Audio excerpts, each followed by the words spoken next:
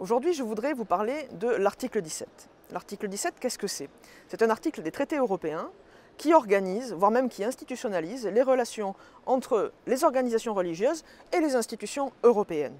Depuis peu, y sont incluses les organisations non confessionnelles, mais les églises restent prépondérantes dans ce processus.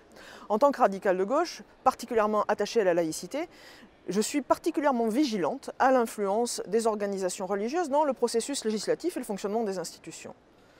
Simplement, pendant cette dernière plénière du Parlement, de manière particulièrement opaque, presque dissimulée, le bureau du Parlement a adopté un ensemble de recommandations qui vont être remises au prochain Parlement pour organiser ce dialogue dans le cadre donc de cet article 17 entre les Églises et le Parlement européen.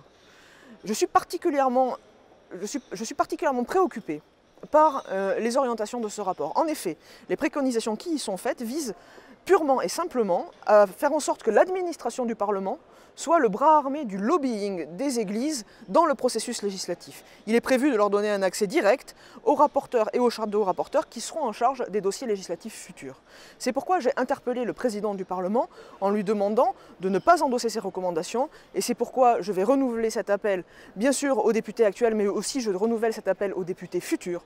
La question de la laïcité, la question de l'indépendance des institutions européennes vis-à-vis des organisations religieuses sera un combat particulièrement important à mener dans le prochain mandat, surtout quand on sait que les organisations religieuses ont fait l'objet de financements massifs, plus de 50 millions d'euros ont été dépensés pour des campagnes pour lutter contre les droits des femmes ou les droits des personnes LGBT.